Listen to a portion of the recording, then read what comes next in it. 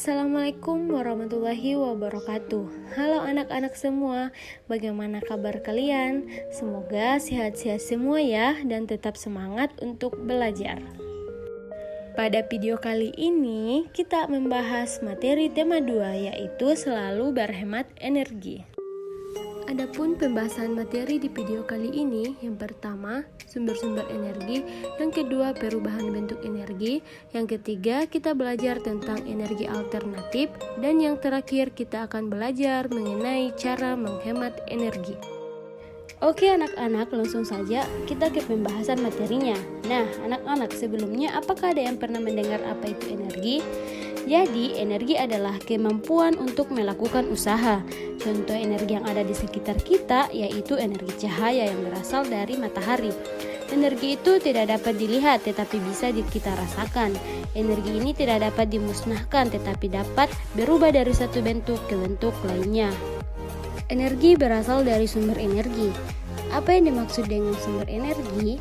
Jadi, sumber energi merupakan segala sesuatu yang ada di sekitar kita yang menghasilkan energi. Kemudian berikutnya kita membahas sumber-sumber energi dan juga jenis-jenisnya. Nah, anak-anak, perlu kalian ketahui bahwa sumber energi itu berdasarkan jenisnya dapat dibedakan menjadi sumber energi yang dapat diperbarui dan sumber energi yang tidak dapat diperbarui. Nah, yang dimaksud dengan sumber energi yang dapat diperbarui adalah sumber energi yang selalu tersedia di alam. Sedangkan sumber energi yang tidak dapat diperbarui adalah sumber energi yang keberadaannya terbatas di alam. Jadi, seperti itu perbedaannya. Selanjutnya, kita akan membahas tentang sumber energi yang dapat diperbarui. Nah, anak-anak, sumber energi yang dapat diperbarui ini seperti yang sudah disebutkan sebelumnya, bahwasanya sumber energi yang selalu tersedia di alam. Nah, adapun contoh sumber energi yang dapat diperbarui, yang pertama yaitu matahari. Matahari merupakan sumber energi cahaya dan energi panas. Matahari merupakan energi utama dan terbesar bagi bumi. Kemudian contoh selanjutnya yaitu air. Air merupakan sumber kehidupan makhluk hidup. Contoh yang ketiga yaitu angin. Angin sebagai salah satu sumber pembangkit listrik yaitu PLTB. Arti dari PLTB yaitu pembangkit listrik tenaga bayu. Kemudian, contoh sumber energi yang dapat diperbarui berikutnya yaitu panas bumi. Panas bumi ini disebut juga geotermal. Panas dari pusat bumi dimanfaatkan sebagai sumber energi. Kemudian berikutnya kita akan membahas sumber energi yang tidak dapat diperbarui dan juga contoh-contohnya. Nah, anak-anak, seperti yang sudah disampaikan tadi, bahwa sumber energi yang tidak dapat diperbarui ini merupakan sumber energi yang keberadaannya terbatas di alam. Dan jika digunakan secara terus-menerus, sumber daya ini suatu saat nanti akan habis. Nah, berikut contoh sumber energi yang tidak dapat diperbarui. Adapun contohnya yaitu bahan bakar fosil, di mana bahan bakar fosil berasal dari sisa-sisa tubuh makhluk hidup yang terkubur dalam perut bumi selama jutaan tahun. Contohnya batu bara, minyak bumi, dan gas alam. Jadi, itulah contoh sumber energi yang tidak dapat diperbarui.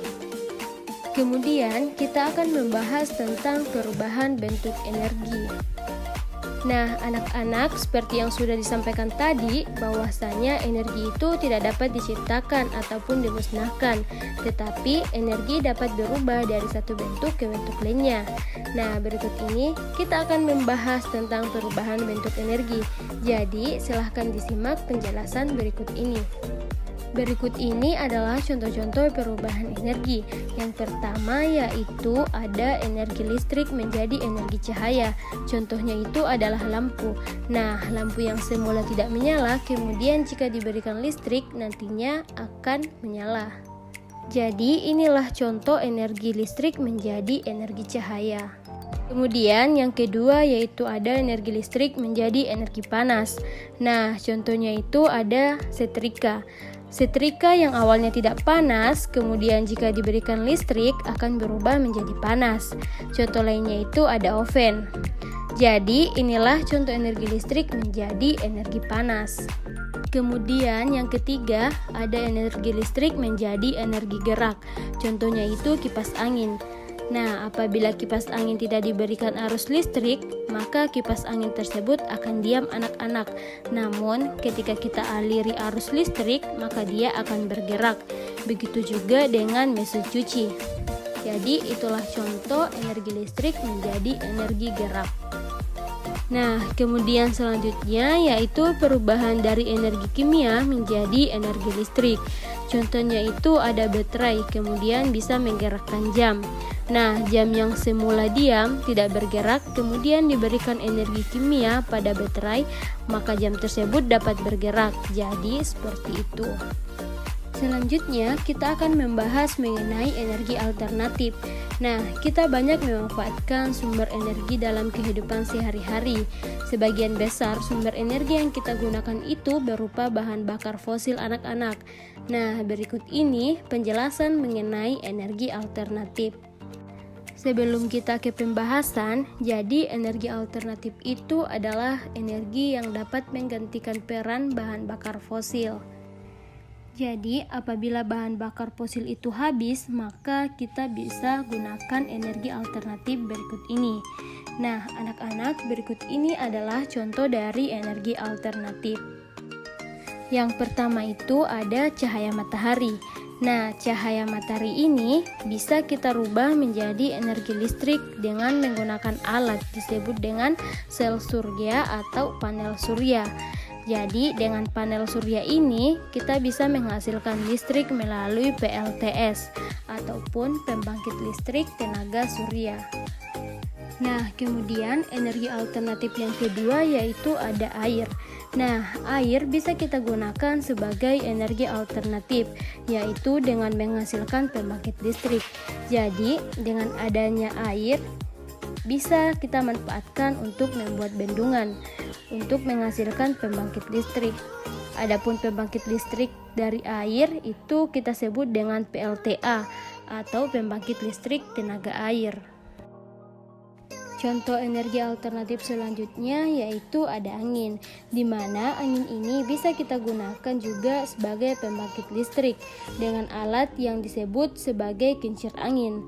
Nah, melalui kincir angin ini nantinya angin akan menghasilkan arus listrik yang kita sebut dengan pembangkit listrik tenaga bayu atau PLTB anak-anak. Energi alternatif berikutnya yaitu ada yang disebut bahan bakar bio. Nah, bahan bakar bio ini berasal dari tumbuh-tumbuhan anak-anak. Biasanya berasal dari tumbuhan biji yang mengandung minyak seperti biji jarak, biji bunga matahari, biji kelapa sawit, dan kedelai. Bahan bakar tersebut dikenal sebagai biodiesel. Biodiesel dapat digunakan sebagai pengganti solar. Kemudian selanjutnya ada bahan bakar biogas. Nah, bahan bakar biogas ini biasanya berasal dari kotoran hewan, contohnya itu sapi ataupun babi. Bahan bakar tersebut dikenal sebagai biogas. Bahan bakar biogas ini dapat kita manfaatkan sebagai pengganti gas LPG. Nah, itulah contoh-contoh energi alternatif dan juga pemanfaatannya. Selanjutnya, kita akan membahas tentang bagaimana cara menghemat energi.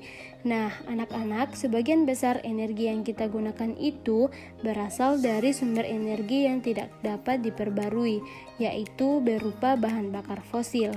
Nah, jika kita gunakan terus-menerus, maka bahan bakar fosil tersebut akan habis. Oleh karena itu, kita harus menghemat penggunaannya. Nah, berikut ini penjelasan bagaimana cara menghemat penggunaan dari energi. Adapun cara pertama yang dapat kita lakukan untuk menghemat energi yaitu menggunakan alat elektronik seperlunya. Yang kedua, menaiki kendaraan umum jika bepergian. Tujuannya yaitu untuk menghemat bahan bakar. Jika menempuh jarak dekat, sebaiknya kita berjalan ataupun menaiki sepeda anak-anak. Kemudian cara ketiga yaitu dengan membuat bak penampung air. Dengan membuat bak penampung air yaitu dapat menghemat listrik yang dapat digunakan pompa air anak-anak. Jadi selain itu kita juga dapat menghemat penggunaan air. Kemudian, cara yang keempat yaitu menjaga kebersihan lingkungan untuk melindungi sumber daya alam di sekitar kita. Nah, kebersihan air, udara, dan tanah sangat berpengaruh pada ketersediaan energi. Nah, itulah beberapa cara yang bisa kita lakukan untuk menghemat keberadaan energi. Baiklah anak-anak, jadi demikianlah penjelasan yang bisa disampaikan pada video kali ini. Semoga dapat bermanfaat dan dapat diterapkan dalam kehidupan anak-anak semua. Oke anak-anak, terima kasih dan sampai jumpa pada video selanjutnya.